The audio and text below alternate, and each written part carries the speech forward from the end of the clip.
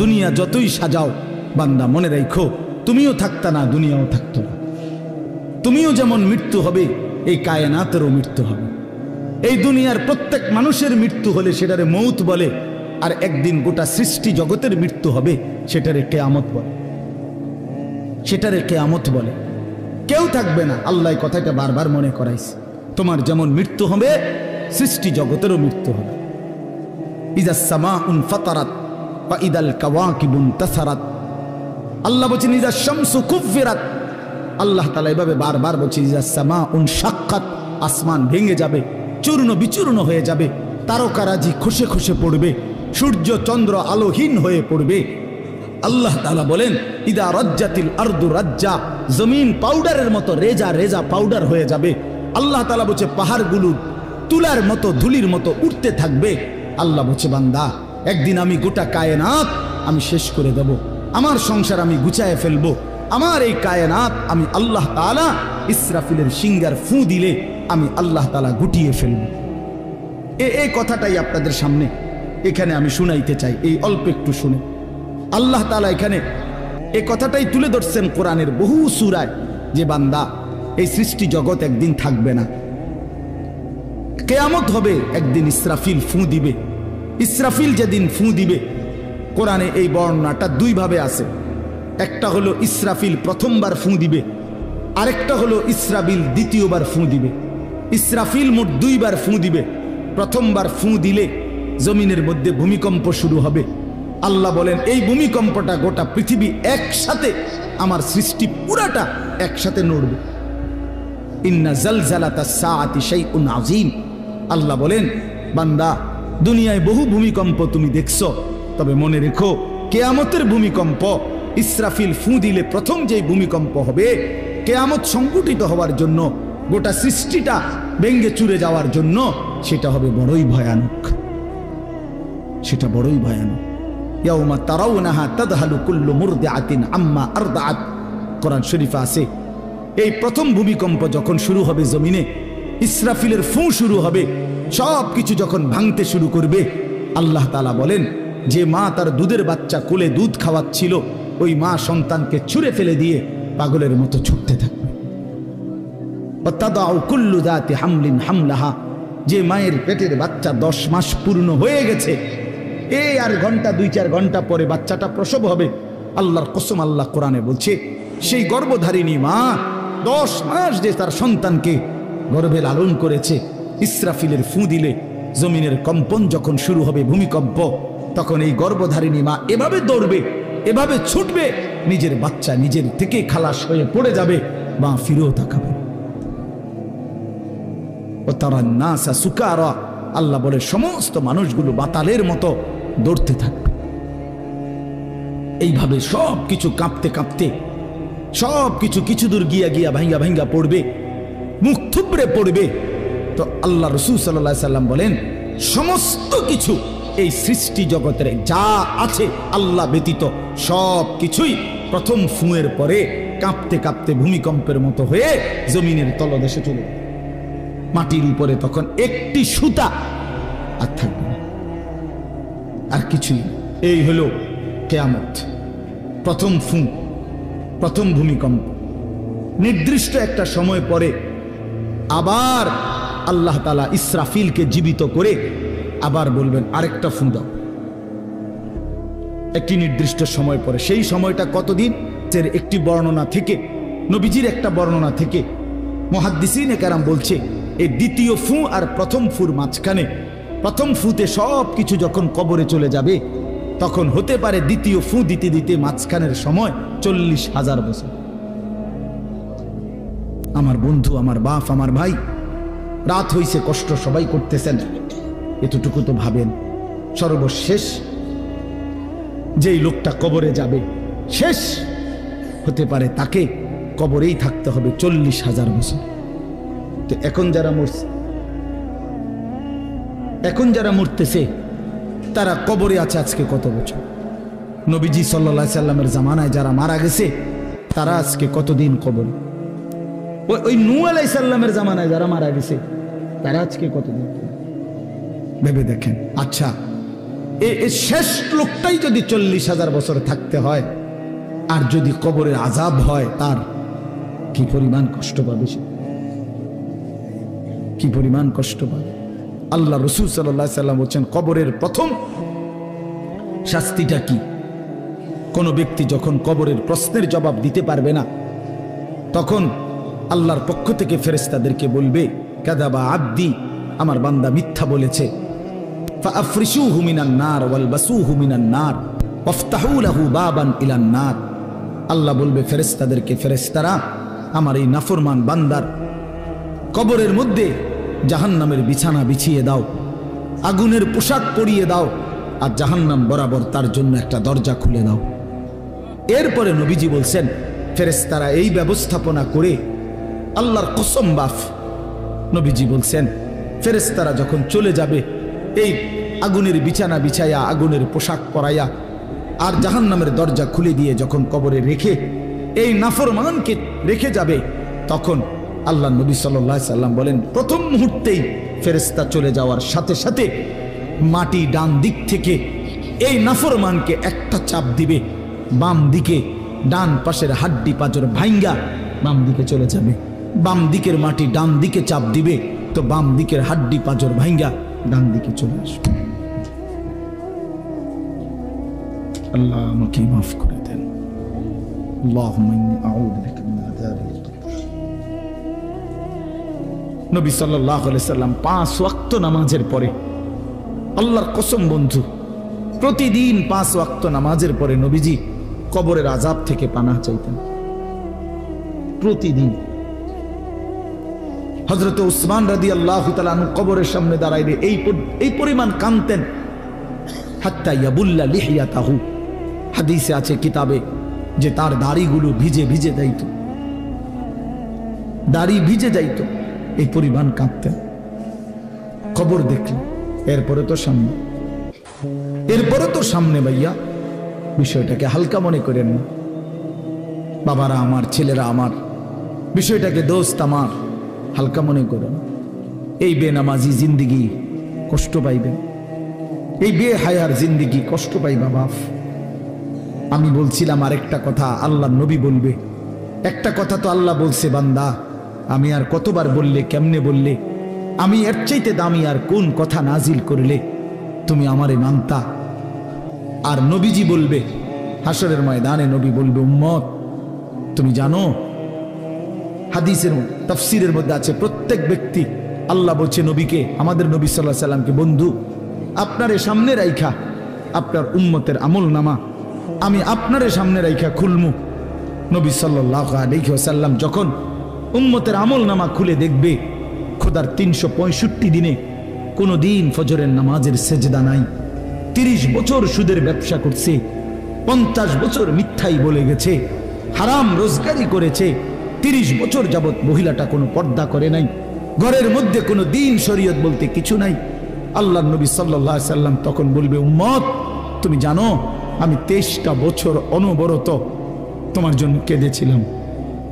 আমি সেই নবী, যে নবী সারা রাত এশার নামাজের পরে দাঁড়াইছি ফজরের আজান পর্যন্ত, এক দাঁড়ানোতে চোখের পানি ফেলে উম্মতের জন্য দোয়া করছিলাম। আল্লাহ রসুলের স্ত্রী আম্মা জান আয়েশা বলছেন, নবী এই পরিমাণ কাঁদছে, এতটা লম্বা দাঁড়ায় ছিল উম্মতের জন্য, হাত্তা তাওয়াররামাত কাদামাহু, 2টা পাও ফুলে ফুলে গেছে। আল্লাহ নবী বলবেন, উম্মত আমি 23 বছর কাঁদছি রে, প্রতিটা রাত কেঁদেছি, দিন কেঁদেছি। আমি এই পরিমাণ, পিঠটা খুলে দেখাবে চাদর সরিয়ে, আমার উম্মত আমার পিঠটা দেখো, তায়েফের পাথরের আঘাতে আমার পিঠ কি পরিমাণ ছিদ্র ছিদ্র হয়ে গেছে। আমি সেই নবী, যে নবী তোদের জন্য পেটে ক্ষুধার কষ্টে পাথর ভাঙছিলাম 2টা। আমি উহুদের ময়দানে দান দান শহীদ করে রক্ত মাখা শরীর নিয়ে বেহুশ হয়ে লম্বা সময় পড়েছিলাম। আমার ঘরের চুলায় 3 মাস, হাদিসে আছে আম্মা জান আয়েশা বলছেন, নবীজির ঘরে আমরা 9 জন বিবি। উনি বলছে আল্লাহর কসম 3 মাস, কোনো দিন টানা 3 মাসে কোনো দিন আমাদের ঘরের চুলায়, 9 জন বিবির ঘরে কারো ঘরের চুলায় কোনো দিন আগুন জ্বলে না। 3 মাস খেজুর আর পানি দিয়ে আমরা জিন্দেগি কাটাইছি। আল্লাহর নবী বলবেন, উম্মত তাহলে এত কাঁদলাম কার জন্য, এত রক্ত ঝরাইলাম কার জন্য, পেটে পাথর বাঁধলাম কার জন্য, বিনিময়ে এটা কি আমল নামা নিয়ে আসছো? ছেলেরা বলো ভাই, একটা ছেলে বলো রাসূলুল্লাহ সাল্লাল্লাহু আলাইহি ওয়াসাল্লামের সুপারিশটা একটা মামুলি ব্যাপার? রাসূলুল্লাহ সাল্লাল্লাহু আলাইহি ওয়াসাল্লাম বলবে, উম্মত এটা কি আনলা? আমি এই আমল নামা নিয়া আমার মতো এত বড় শ্রেষ্ঠ রাসূলের উম্মত তুমি, আমি মালিকের সামনে দাঁড়ামু কেমনে, এটা দেখামু কেমনে? আরে চেয়ারম্যান ভাই, আপনি কেমনে দেখাইবেন? আপনার অনুসারী যদি, আপনার অঞ্চলের একজন মানুষের যদি পুরাটা পৃষ্ঠার মধ্যে 110টা মামলা থাকে, আপনি তার জন্য কেমনে নেবেন? আপনি একজন উপরস্থ পদস্থ কর্মকর্তার কাছে আপনি কিভাবে সুপারিশ করবেন? বেটা তোর তো কিছুই নাই বেটা, শুধুই অপরাধ আর অপরাধ ছাড়া। তো এই বেচারা লজ্জিত হবে কিনা বলেন না কেন? তো নবী সাল্লাল্লাহু আলাইহি ওয়াসাল্লাম বলবেন, উম্মত তুই আমার মতো শ্রেষ্ঠতম রাসূলের মাথাটা তো ছোট করে ফেললি, তুই তো আমার উম্মত, তুই এটা কি আনলা? আমি কেমনে দেখাবো এটা আমার মালিকের সামনে যে রব্বুল আলামিন এটা আমার উম্মতের আমল নামা? ওফ, চলেন ভাই,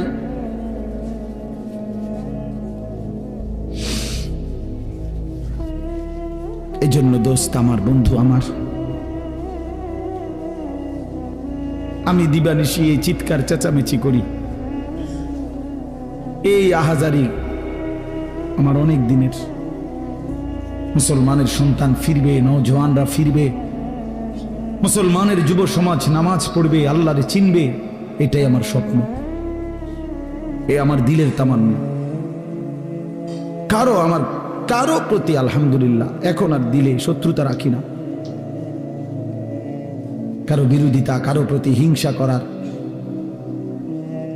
কোনো সময়ও নাই, বিশ্বাস করেন, একদম সময় নেই, সময়ই তো না। আমি জুমার নামাজ পড়াইছি ঢাকা মোহাম্মদপুর আদাবর, আমার জুমা, ওইখান থেকে আমি জুমার পরে রওনা দিয়া মাগরিবের পরে রোয়াচালা বয়ান করছি, এশার একটু পরে ওই মুসাগারা বয়ান করছি, এরপরে এখানে এসে বয়ানে বসছি, শুধু ওযু করছি,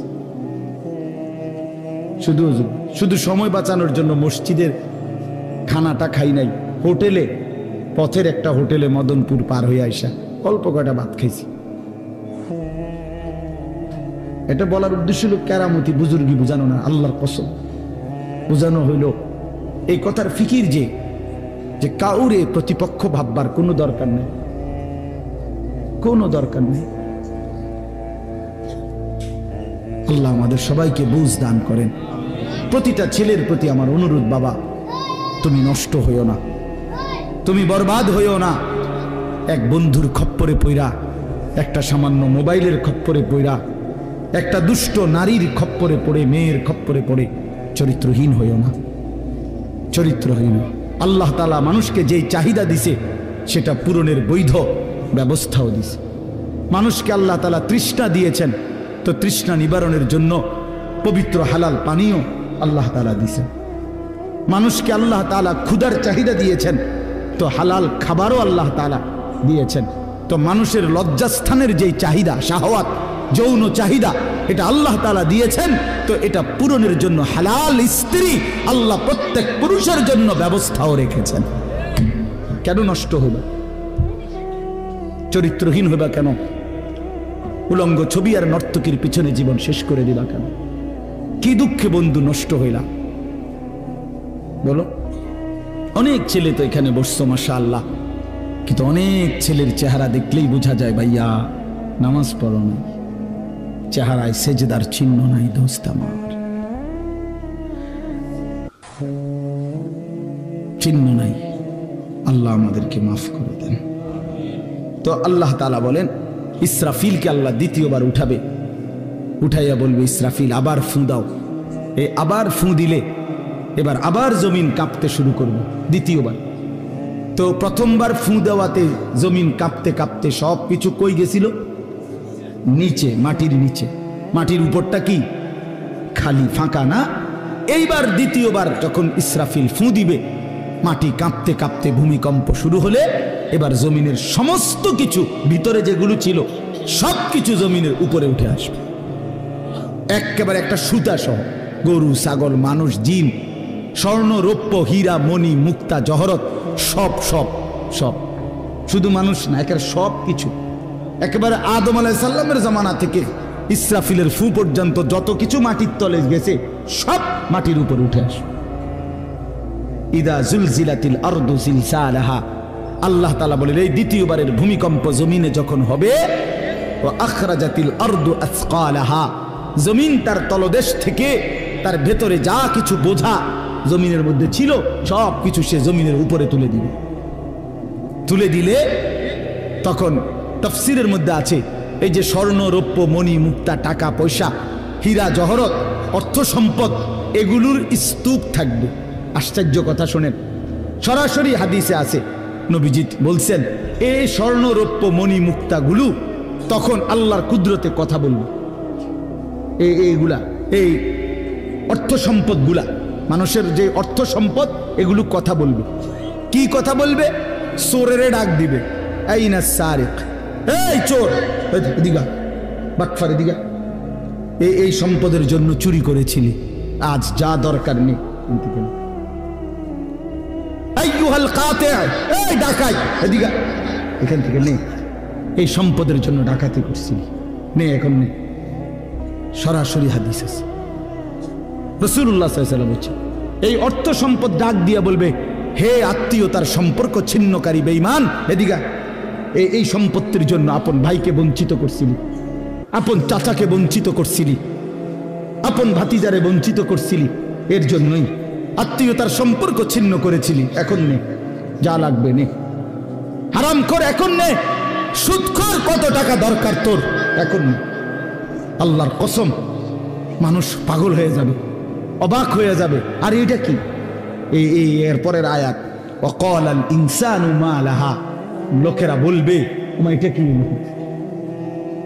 আরে এটা কি কারবার, এগুলো কথা কয় কেমনে, এগুলো কয় কি, এগুলা মানুষ সব অবাক হয়ে যাবে, বলবে একে অপরে মা লাহা, জমিনের কি হলো, এগুলোর কি হলো, এগুলো কথা বলছে কেন, এগুলো কি বলতেছে এগুলো?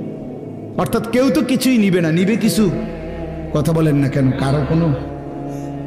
তো এবার আল্লাহ বলেন ইয়াউমাইদিন তুহাদ্দিসু আখবারাহা, আল্লাহ বলে বান্দা অর্থ সম্পদগুলো কথা বলছে দেখে অবাক হইলা, এখনো না দেখবা আসল খেলা, এখনো না দেখবা মেন খেলাটা, যে এখন দেখবা তোমার পায়ের নিচের জমিন, তোমার পুরা জিন্দেগির ভালো মন্দ সমস্ত কিছু তোমার সামনে আমি আল্লাহর সামনে বলে দিব। এখন শুনো, এই জমিন তোমার ভালো মন্দ কথা বলবে। ইয়াউমাইদিন তুহাদ্দিসু আখবারাহা, তোমার প্রতিটা মিনিট সেকেন্ড একাকী প্রকাশ্য, ঘরে বাহিরে, লোকালয়ে, আলোতে, অন্ধকারে, রাত গভীরে, দিনের আলোতে, তুমি যা ভালো করেছো তাও বলবে, তুমি যা মন্দ করেছো তাও বলবে।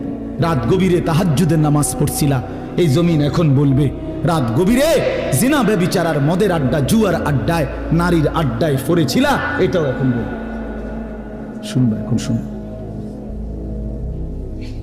তখন লোকেরা বলবে হায়, জমিন কেমনে কথা বলে, সম্পদ কেমনে কথা বলে। তো আল্লাহ বলেন বিআন্না রাব্বাকা আওহা লাহা, এজন্য বলে যেহেতু আল্লাহ তাআলা আদেশ করেছে। আল্লাহ আদেশ করলে তার গোটা সৃষ্টি কথা বলে, তাহলে মূলত জিহ্বায় কথা বলে না, আল্লাহ আদেশ করলে গোশতের এই টুকরাটা কথা বলে। নাহলে যেই লোক, আপনারা কোনো বোবা দেখছেন, কথা বলেন না, বোবা মানুষ দেখছেন কখনো? তো বোবা মানুষের তো জিহ্বা নাই, ঠিক না? আছে না? আছে কিনা বলেন না? তো হে কথা কয় না, কথা বলে না কেন? মানে কথা বলে না কেন? মানে জিহ্বা তো আছে কিন্তু কথা বলে না কেন? বুঝা গেল কি? আল্লাহর হুকুম হলে কথা বলে। যে কানে শুনে না, তার এখান দিয়ে এরকম কান নাই, তো হে শুনে না কেন? তাহলে কানে দিয়ে শুনে না, আল্লাহর হুকুম হইলে শুনে। যে অন্ধ, সে তার কি এরকম চোখ নাই, তো হে দেখে না কেন? মূলত আল্লাহর হুকুম হলেই চোখে দেখে, নাইলে দেখেন। তো ঠিক আল্লাহর হুকুম হইলে গোশতের এই টুকরাটা যদি কথা বলতে পারে, আল্লাহর হুকুম হইলে গোটা সৃষ্টিও কথা বলতে পারে, গোটা সৃষ্টিও কথা বলতে পারে। এবার আসেন এই শেষ ইয়াউমাইদিন ইয়াসদুরুন নাসু আশতাতাল লিয়ারাউ আমালাহুম, ফেরেশতারা সমস্ত মানুষকে দলে দলে দলে দলে গ্রুপ গ্রুপ করে ভাগ করে দিবে। আর এই ভাগে ভাগে লোকেরা নিজেদের পুরা জিন্দেগির আমলনামা দেখার জন্য, নেওয়ার জন্য নির্দিষ্ট জায়গায় যাবে। ফেরেশতারা বলবে যান, সামনে যান। সামনে গেলেই আপনার আমলনামা আপনি আপনার হাতে পাবেন, আপনি পড়বেন, আপনি দেখবেন, যান ওইখানে ফাইল দিতেছে, যান সবাই যান। এই দলে দলে মানুষ যাবে। এইবার আমলনামা যখন হাতে দিবে, আল্লাহ তাআলা বলেন ফামান ইয়ামাল মিসকালা যাররাতিন খায়রান ইয়ারাহ, এক বিন্দু ভালো যে করেছে সে তাও দেখতে পাবে। ওমান ইয়ামাল মিসকালা যাররাতিন শাররান ইয়ারাহ, এক বিন্দু মন্দ যে করেছে সে তাও দেখতে পাবে। প্রতি সেকেন্ড, প্রতি ঘন্টা, প্রতি মিনিট, প্রতি মুহূর্ত, প্রতি লম্হা, প্রতি জাররা সে দেখবে। জাররা এই শব্দটা হলো কোরআনের, এই শব্দটা একটি এতটুকু পরিমাপ তাফসীরের মধ্যে লিখছে লা জিনাতা লাহা, যেটার কোনো ওজন হয় না, মাপলে কোনো ওজন আসে না, এত সামান্য। মানে এটা 100 গ্রামও না, 1 গ্রামও না, 1 গ্রামও না, 1 গ্রামের অর্ধেকও না, অর্ধেকের অর্ধেকও না। এটা অণুও না, পরমাণুও না, এটা ইলেকট্রনও না, নিউট্রনও না, প্রোটনও না, কিচ্ছু। বিজ্ঞান তো এগুলো ভাগ করছে না, ভাগ করে করে আপনার অণু থেকে পরমাণু, পরমাণুর থেকে এখন আরো ভাগ করছে। এই ইলেকট্রন, প্রোটন, নিউট্রন এগুলো ভাগ করতে করতে সূক্ষ্ম থেকে সূক্ষ্ম, সূক্ষ্ম থেকে সূক্ষ্ম বিজ্ঞান বাহির করতেছে।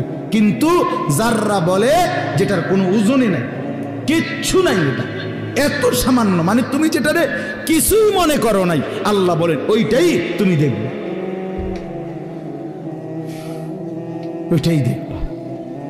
এই জন্য বাপ আমার শেষ রাত গভীরে এই কথাই, আমরা আমাদের একাকী কিংবা প্রকাশ্য, আমরা আমাদের রাত কিংবা দিন, ঘর কিংবা বাহির আড়াল করবার সুযোগ নেই। সুযোগ আছে ভাইয়া? ছেলেরা কাজেই রাতের 3টায় দুনিয়া ঘুমায়, আল্লাহ ঘুমায় না। অশ্লীল ছবি দেখো না। রাতের 3টায় মা ঘুমায়, বাবা ঘুমায়, মালিক ঘুমায় না। রাতের 3টায় মহল্লাবাসী ঘুমায়, কিন্তু আল্লাহ ঘুমায় না। আলাম ইয়ালাম বিআন্নাল্লাহা ইয়ারা, আল্লাহ বলে বান্দা তুমি জানো আমি কিন্তু সারাক্ষণ তোমাকে দেখি। কতক্ষণ? কতক্ষণ? আল্লাহ দেখেন কখন? সারাক্ষণ। এই জন্য আমরা প্রত্যেকে ইনশাআল্লাহ নিয়ত করি যে আমরা আমাদের আখেরাতকে ভাববো, ফিকির করব। আখেরাতের আশায় গুনাহ ছেড়ে দেন, আল্লাহর নাফরমানি ছেড়ে দেন, হালাল পথে জিন্দগি চালান। একটু কষ্ট হলেও চলে যান, পার হয়ে যান। ऐसे रहे या वैसे रहे वहां देखना फिर कैसे रहे। বুজুর্গরা বলে এ দুনিয়ায় এমনে থাকো আর এমনে থাকো, কাইট মাইট হইয়া চিত্তিয়া মিত্তিয়া উঠতে লেগা। আসল দেখার বিষয় হলো ওয়াহা কেসে রাহে, সেখানে কেমন থাকবা, এটা হলো দে। এটা শেষ হয়ে যাবে। আজ রাত যার বাসর রাত, তারও ভোর হবে। আজকের রাত যার জেলখানায় ফাঁসির রাত, তার রাতও কি হয়ে যাবে? অট্টালিকার মানুষটাও মরে যাবে, জীর্ণ কুঠিরের মানুষটাও মরে যাবে।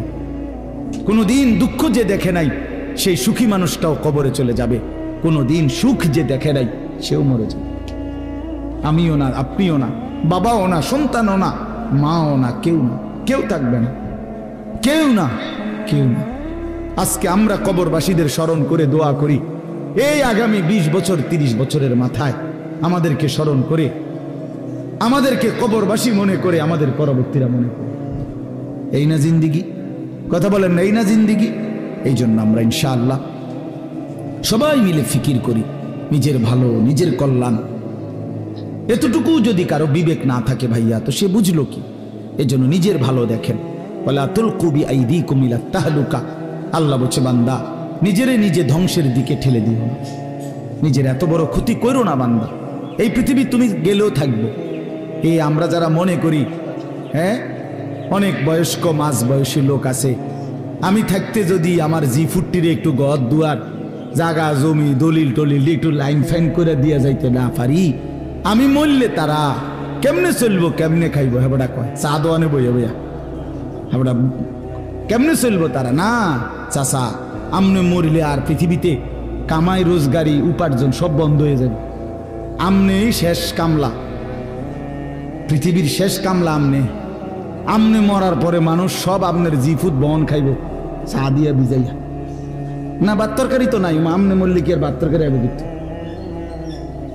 আমনে মরলে ইট বালু সিমেন্ট ভাত তরকারি চাল ডাল এটি পৃথিবীর থেকে ফেরেস্তারা নিব এটি কথা হইল কোনো কথা বলেন এটা কোনো কথা হইল